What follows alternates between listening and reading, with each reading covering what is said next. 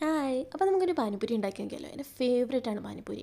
College കാലം തൊട്ടേ എൻ്റെ കൂടെ കൂടിയ ഒരു ഐറ്റമാണ്. അതുകൊണ്ട് പിന്നെ എവിടെ പോയിട്ടുണ്ടെങ്കിലും കണ്ടിട്ടുണ്ടെങ്കിൽ ഞാൻ കഴിച്ചുകൊണ്ടേ വരത്തുള്ളൂ. അപ്പം കഴിഞ്ഞ ദിവസം നെസ്റ്റോയിൽ പോയപ്പോൾ ഈ ഒരു പാക്കറ്റ് കണ്ടു. റെഡി ടു വെറ്റ് ആയതുകൊണ്ട് തന്നെ ഒന്നും നോക്കിയില്ല, കൈയോടെ വാങ്ങിച്ചു.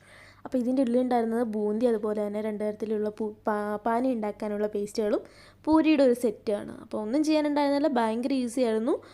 രണ്ട് തരത്തിലുള്ള പേസ്റ്റുകൾ എടുത്ത് മിക്സ് ചെയ്യുക. ഞാൻ കഴിച്ചു നോക്കി, എന്താ പറയുക, പുളിച്ചായി, നല്ല ടേസ്റ്റ് ആയിരുന്നു. എനിക്ക് ഭയങ്കര ഇഷ്ടം. അത് കഴിച്ചാൽ എനിക്ക് മനസ്സിലായി സംഭവം കൊള്ളാം. അപ്പോൾ ഒരു കോൺഫിഡൻസ് കയറി പെട്ടെന്ന് തന്നെ ഉണ്ടാക്കാൻ നോക്കി.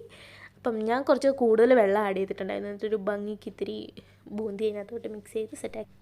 റെഡിനകത്ത് പക്ഷേ വെള്ളമൊന്നും വയ്ക്കേണ്ടി കേട്ടോ. അത് കറക്റ്റ് കൺസിസ്റ്റൻസി തന്നെയാണ് ഉണ്ടായിരുന്നത്.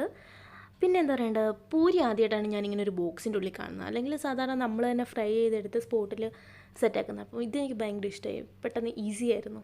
അപ്പം ഞാൻ അതിനകത്ത് എല്ലാം കൂടി മിക്സ് ചെയ്തൊന്ന് കഴിച്ചു നോക്കി. ഓഫ്, അടിപൊളി.